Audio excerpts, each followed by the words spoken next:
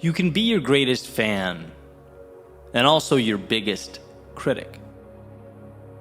In fact, not only is it healthy, it's necessary to be there for yourself, celebrate that commitment to show up, but also to hold yourself accountable for growth. Because to be great is to know there's more in you, to understand that there's greatness waiting to be extracted from the miracle that is you. Here are two words. I want to take a look at both of them: consistency and adaptation. Consistency first. Why? Because consistency gets you in the door. It's the cost of admission. Consistency is you showing up for yourself, day in and day out, creating mastery and competence through repetition, manufacturing a data set that will be used to guide your journey, taking a once stagnant idea and putting it into motion. Consistency is doing what you promised yourself you'd do when you said you'd do it. Why? Because that's who you are. You create goals and then conquer those goals. When your head hits the pillow at night, you may be tired, you may have struggled, you may have swung and missed, you may be wondering how things unfolded the way they did, but you showed up. So celebrate that. Celebrate yourself. Be your biggest fan. Because the world can't take your will to step forward and cannot seize your consistency, not without your permission. So other than part one, let's call consistency the commitment to show up for you. Now, the second piece, consistency's older brother, adaptation. See, that consistency, like we just talked about, it will get you in the door. It signs you up for the game, but it guarantees nothing. See, where consistency puts that pen in your hand, paper in front of you, pats you on the back, where consistency gives you a chance to write your story. One's level of success or achievement relies on their ability to adapt, to do the thing that's so hard for people to do. Look in the mirror and ask, how can I be better? I've been consistent for 30 days, sure. Here's what's right, here's what's wrong. Now it's time to adjust, to be critical, to understand that expecting more of the self does not in any way diminish the task at hand. It gives you room to expand into that next version of yourself in a way that simply showing up doesn't. Without a willingness to adapt, you get Einstein's definition of insanity, right? Doing the same thing repeatedly and expecting different results. You get day after day of wondering why this square peg won't just save us all the trouble and go into the round hole. Without a willingness to adapt, we move for the sake of moving and we work for the sake of working. But if we could find it within ourselves to look at the data that's been acquired day after day and use it to help guide ourselves to that North Star, we'll find strength. To seek out the delta between where we are and where we want to be, that is power. But it calls for more than just showing up. It calls for looking around. It calls for observing and then adapting. So yeah, your greatest fan and your greatest critic. Be there for you, but don't let yourself get away with good enough. Showing up is critical. It's powerful, but it's just the beginning. If your eyes stay open, if you're willing to both love yourself and improve yourself simultaneously, all the world becomes available to you. There are no mountains you can't climb or oceans you can't cross. And sure, the world will do what the world does. It will place challenges before you. But rather than those challenges being the reason you can't, rather than accepting those challenges as a permanent reality, they become nothing more than the next puzzle to be solved, the next little adaptation that's required of you. You show up, you self-assess, you adjust, and carry right on towards that horizon again and again. So when you find yourself frustrated or up against that wall, remember, you are building your ideal reality. Be proud of yourself for showing up, for being consistent. Because as dire as it might seem, you overcame a lot to get here. But also know that the challenge at hand is not an indictment of you or your goals. It's your chance to review the game plan and adjust. Your opportunity to do what so many fail to do, not shrink from the world, but adapt yourself to it. Grow because of it. Today is your opportunity to take what the world gives you and build something new.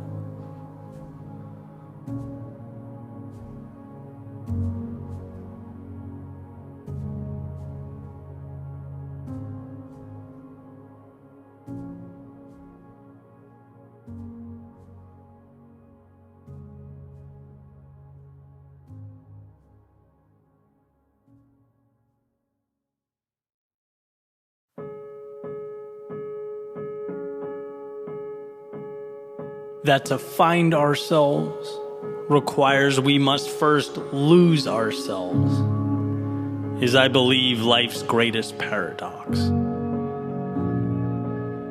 Leaving that carousel of comfort, the predictability of what we know, the certainty of who we believe ourselves to be, for a promise with no real guarantee of being kept, well, it's nothing short of irrational.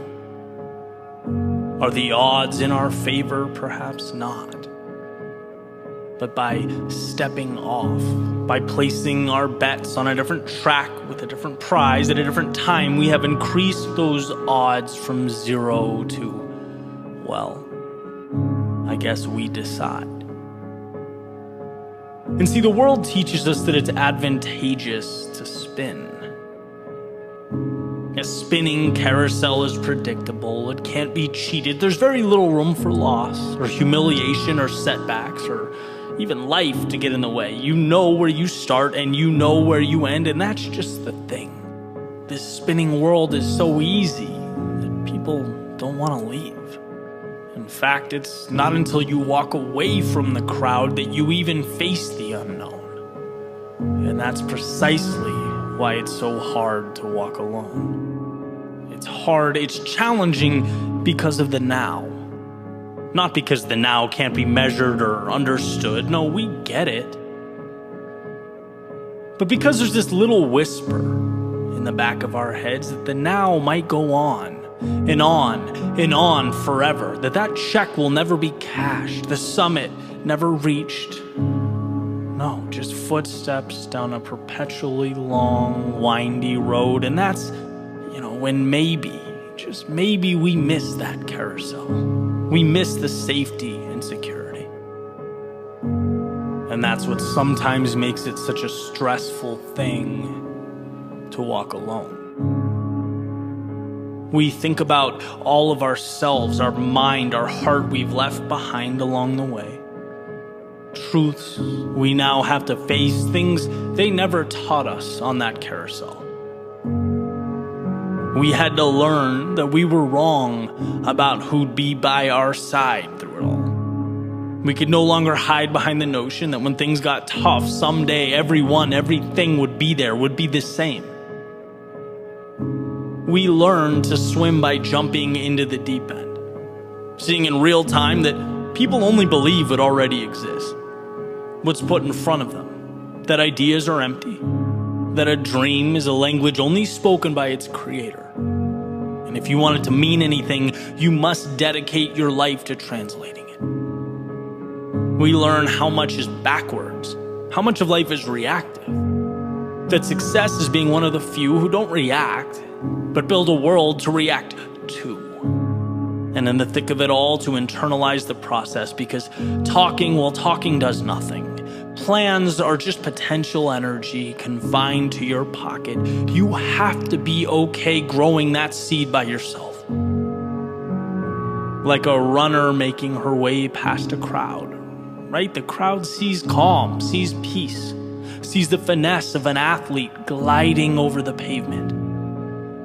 They have no idea the war being fought behind her eyes. The silencing of constant whispers to slow down, to do less, the repression of pain that consumes her to such an extent it can't even really be pinpointed. It just kind of floats over her body. They'll never know that. And what we learn is that they don't need to. It's the truth. And see, it's also what makes it quite lonely to walk alone. Walking alone, well, it's a lot of things. But it's never boring. It's never dull.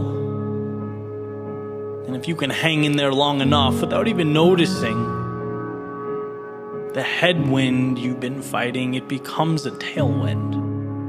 And where we may have felt alone, the idea pops into our heads that maybe that's not quite right.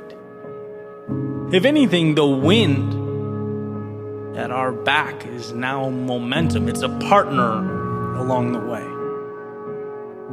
That carousel, yeah, it's still spinning, but somewhere else. Some far-off place beyond our field of vision. And no, things don't ever become easy. We wouldn't want that. But difficulty is interpreted differently now. Not a burden, but a cost, and one we'd gladly continue to pay. And that space that once felt so empty, so desolate, so helpless, well, now it's made up of people who see what you see, who hopped off their own carousels and wandered through the desert. They too navigated through the impossible and the never been done. It's funny how at some point we always find each other. And I suppose now, having traded the carousels for the adventure, we can walk alone together. Us against the world. Standing up in defiance of the odds, chasing that glimmer of hope. All in on a pursuit to find what most won't and see what most can't. Not because we were made different, but because we chased down the idea of different. It gets a tough rap walking alone. And in so many ways, it's a fight. It takes all of you. But you don't come out the same person you were when you stepped in. The same person you'd still be today had you stayed on that carousel. So if you are still spinning, step off. And if you have, if you're still adjusting to the discomfort of reality, if you're making your way through the hell of uncertainty or questioning whether you have what it takes or have the strength to commit, I promise you do. In fact, you're right where you need to be. So don't be distracted by those screaming of their successes or communicating, capturing every small win as they make their way around the carousel. It's the quiet ones who change themselves. The ones who take life one step at a time, one battle at a time, who redefine reality. And I'm sure you can't see it now. No one can. No one can see the sun amidst the storm, but you'll emerge stronger than you ever were. You will navigate towards the ideal and away from that life you once settled for. It's a long path, but it's worth it. So get up and let your feet guide the way. Let's go walk alone.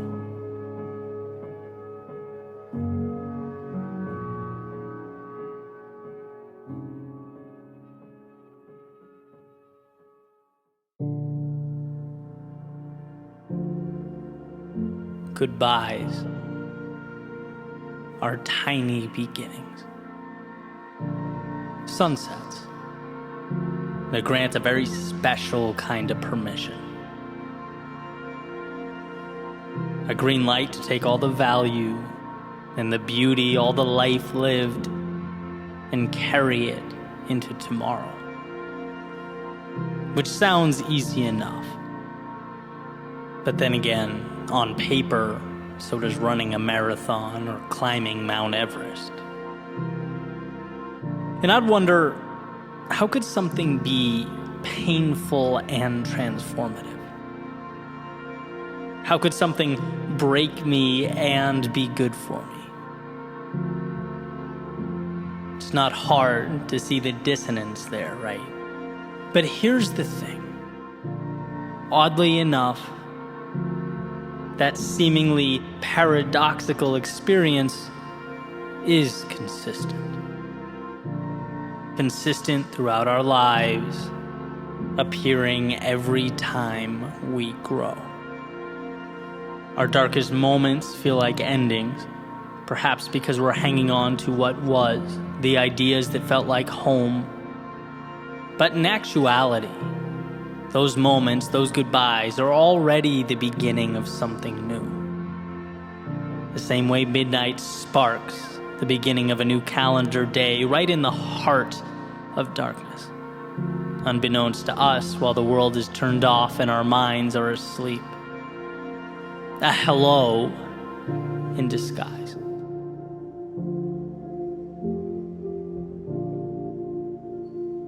When we said goodbye, my heart immediately declared war on my mind. Why? Because her not being there didn't make sense. Because when you care about something, you fight for that thing. Because goodbyes, well, they signify change, and I liked this chapter. But my brain fired right back. Right idea, just wrong time. What's the reality of this situation? Did you ask yourself that? It said letting go can be the hardest thing and the right thing simultaneously, that I should know the rules. And so goodbyes were said and suns, they set. And we went to sleep in separate beds, not knowing anything about the future except that it would be different. Way different than today. And immediately in comes the heart. Picks up the mic, tap, tap, is this thing on? Check 1, 2. Hey, make sure you're aware of what's gone. Make sure you spend your time thinking about what you don't have. See the blank pages? They used to have writing. You see the empty space that used to be occupied. Make sure you shine that spotlight on what was once there. Oh, it's empty? How does that make you feel? Asks the heart. Then the door opens, in comes the brain, the pragmatist, more direct, certainly more matter of fact. Says, hey, time to move. You have things to build and places to go. You can't let that blood-pumping organ get in the way of what really matters here. Lace up your shoes. Open the door. Go make a name for yourself, kid. Go be that guy. You get what you focus on. Remember, focus on the reality, the process, the analytics. Data doesn't lie. Your heart does, though. I let them fight it out for a few. Our desire for faction so deeply ingrained that I feel like I'm looking down at myself while my right half fights my left half. How best do we go forward here? Right, wrong, yes, no, stop, go. Before realizing, like so many things, the truth hides in the gray space. Maybe in an obtuse way, they both want the same thing. The truth is, it hurts because change hurts, but that doesn't mean I've lost more than I've gained. It doesn't mean that yesterday's memories won't impact the minutes that make up tomorrow. Nothing is disappearing into thin air here. This isn't a magic trick. The time spent doesn't suddenly become meaningless. No, it comes along because I'll continue to move along, and those moments are now me. So recalibrate. Acknowledge that. When I watch a movie, see a concert, go on a breathtaking hike, run up the coast in the morning, they are experiences that take me somewhere beyond the physical. They're peak experiences, but they are not forever. And interestingly enough, upon their completion, they're not quite gone either. They make a little home for themselves somewhere in the soul, like a candle that, as small as it might burn, is never truly extinguished, a light to help guide the way forward. And so when we find ourselves in the dark, how powerful that we remember to reach for it. As the saying goes, you have everything you need. And you do, because of everywhere you've been and everyone that's helped keep your soul ablaze. You are the continuation of the best story ever written. And no hero makes it on his own. And so that night, I decided to mix things up a bit. Sit under the bright lights of the South Florida sky, glistening pieces of wisdom that share for free. And the moon, that moon, which I recently learned we can only see because the sun's light reflects off of it. Perhaps they too knew each other in a previous life. But me, I got in my car, drove out to the beach, a nice change of scenery. Figured it would be a real treat to hear myself think, to find clarity. I climbed up onto a lifeguard stand, let my feet dangle over the edge, and just looked out. Watched the waves crash on the sand.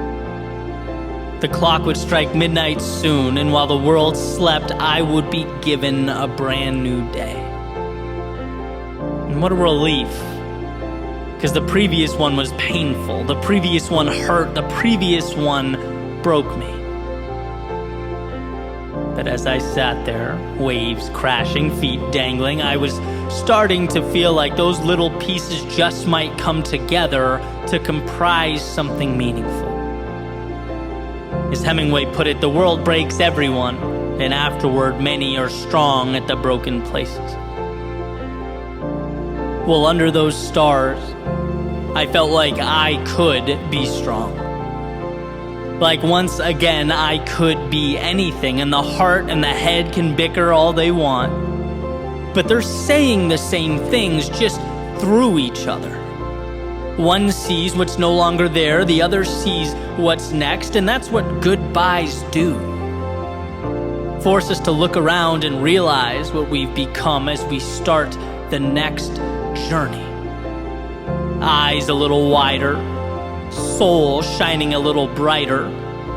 Because of her, because of me, because of the blank spaces, because of what will someday occupy them, because of what it all means. And just like that, midnight. Quiet, calm. Those waves, they crashed and they crashed and they crashed, celebrating the new day.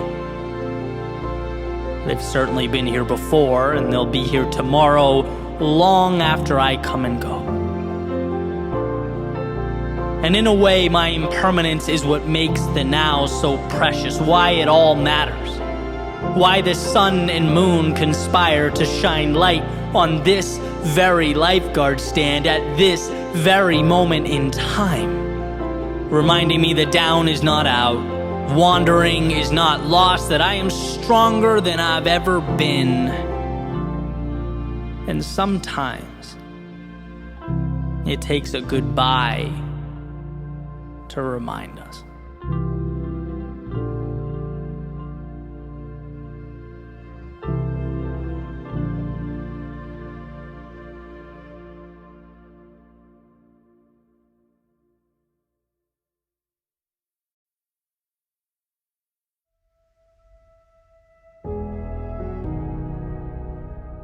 Nothing in life is as important as you think it is while you are thinking about it.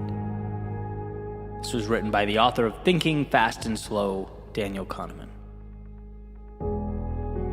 And what he's referring to is a cognitive bias known as the focusing illusion. Pretty basic idea. It means that we elevate the importance of things that we think about while ignoring other aspects of our lives. By thinking about something, it suddenly matters more to us. And while it's easy to interpret this disconnect between our thoughts and reality as alarming, there's also an opportunity here to use this to our advantage, right? To further become the captain of your ship. I've heard my entire life, think positive thoughts. We all have. But there's value in understanding why that's true, right? Otherwise, it just feels like a meaningless ritual. So Kahneman talks about a study with college students where they were asked about their overall level of happiness, and then they were asked about their dating lives. And the answers they gave, there were really, there was no correlation between the two answers. But when the order of the questions were switched, when the students were asked about their dating lives first, and then their overall happiness, the correlation between the two answers increased. Right? The answer they gave about their overall happiness mirrored, however, they said their dating lives were, at least to a much greater extent. Why? Well, because dating became the variable or the framework that they used to measure their overall happiness, even though perhaps they didn't know it, right? But by focusing on it, it became more relevant. It bled into other aspects of life, right? You get what you focus on. It's that simple.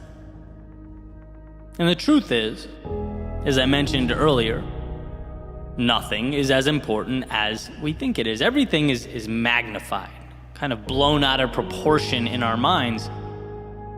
So the question is, why not use that as an advantage? Why not let that become our strength, realizing that if simply thinking about something can change the trajectory of how we view the world, it can be transformative to simply minimize the bad thoughts and focus on good ones. Have you ever thought about how delicate the line we walk between not caring enough and caring too much? For example, to feel like existence is pointless, right? Everything's bad, there's no reason to try. That makes it hard to get off the couch, right? Lacking that purpose. But then, on the entire other end of the spectrum, to feel like life is riding on every step, to feel like we're not allowed the flexibility or leeway to make mistakes. Life matters too much. That also severely limits how we live, just in a different way. And so I want to explore, how do we find that middle ground? How do we find that picture in our heads that puts us right where we need to be? The idea that, of course, today is important. Life is a beautiful opportunity to extract meaning from the world around you, to build something that matters. But it's also no checklist. It's no standardized test. No, it's more of a game. We shouldn't be walking around with the weight of the world on our shoulders, because that doesn't help anyone. Let's face it, life is just not all that serious. As a good friend of mine, Steve, always says to me, we are sacks of meat on a rock floating through an infinite, ever-expanding universe, and nothing matters. I've heard him say that 1,000,000 times, right? Let's go, let's do it. Nothing matters. Let's make it happen. And I 100% get it. It's a check against the idea that the world will collapse if we screw up. That if we drop the ball, it's over. Kind of pointing to the fact that the only way to truly lose in life is to look back and realize we were too scared to live. And so in that context, absolutely, I'm on the nothing matters bandwagon. But here's the deal about this video or podcast episode, however you're consuming it. In a perfect world, it's a buffet, not a menu. It's an opportunity for you to think, to reflect, to pick and choose the pieces here that will help move you along. Because after all, we're all walking different paths. So how could one person present a one-size-fits-all solution to anything? No, the goal is to understand the framework by which we operate. To understand that the thoughts we think have a monumental impact on how we live. And so if you find yourself on the uninspired side of things, know that there's not a problem with you. You just haven't found a path that lights you up. You are perhaps focusing on the wrong things, right? Not leaving space for the right ones. And if you find yourself constantly smothered by the weight of your own expectations, if every little step, decision, or movement matters too much, know that you are perhaps creating adversaries that don't exist. That you are right where you need to be, but you have to let yourself live, experience life. One of the most beautiful Viktor Frankl quotes I've ever heard, he says, ultimately, man should not ask what the meaning of life is, but rather he must recognize that it is he who is asked. There is so much power packed into this idea. It's like when you look around and see the outside world backing you into a corner, dictating to you how things should be. Remember that you don't take orders from the external world. You create the external world. When all you see is negative, when all you feel are reasons to turn back, when the good in life is hiding away, reach out and find the positive. The one thing that can pick you up and carry you forward. And look, I'm not advocating that we live in this state of delusion. I'm not saying close your eyes, cover your ears, and pretend everything's great. I'm saying every day, every situation provides at least one thing you need to be closer to where you want to be. And it just so happens that we're not always inclined to see that one thing, that solution. It just so happens that we need to become aware, to remind ourselves. So this is your reminder to look for it. Your reminder to focus on the things that lift you up, that breathe life into you, not the things that keep you down. And so here's to finding that sweet spot, right? Walking the line between Viktor Frankl's meaning starts with you And my old pal Steve's mantra, nothing matters, so go live your life. This is not a race. You're not being graded on the outcome here. You're giving yourself permission to experience that jolt you get when you open your eyes as the sun comes up each morning, knowing that how you're about to spend your time will be a product of the game you designed. A game in which, yes, you'll feel lost from time to time. You'll lose that North Star every so often. You'll question the journey you're on. But guess what? When you take responsibility for the circumstance, you also empower yourself to right the ship. You're at the wheel, playing the game of life as it was meant to be played on your terms. If it does not serve you, let it go. If it doesn't help you, move beyond it. As Kahneman states, our thoughts grossly over-exaggerate that reality on the ground, so let that framework emphasize your passion, your strength, and your dreams, not the inverse. What we focus on, we get. So believe in yourself with such conviction that those around you look on and wonder what gave you the right to see those things. What made you think it was okay to believe in that which you believe? You never got a permission slip in the mail. You never stumbled upon a permit that granted you access to the good things in life. No, you just came to understand the game and how it's played. You came to see that we have options. The option to find the bad and the option to find the good. The choice to see why you can't and the choice to see why you will. That's what will separate you from both your past self and those looking on from afar. See, change is never a product of magic, as people seem to think. No, most often, it's taking on the challenge of seeing what is not yet there. Stepping into the arena with possibility, with the upside. So today, see it. Focus on it, lock it in, and don't let go. With everything you have, all that's within you, don't let go.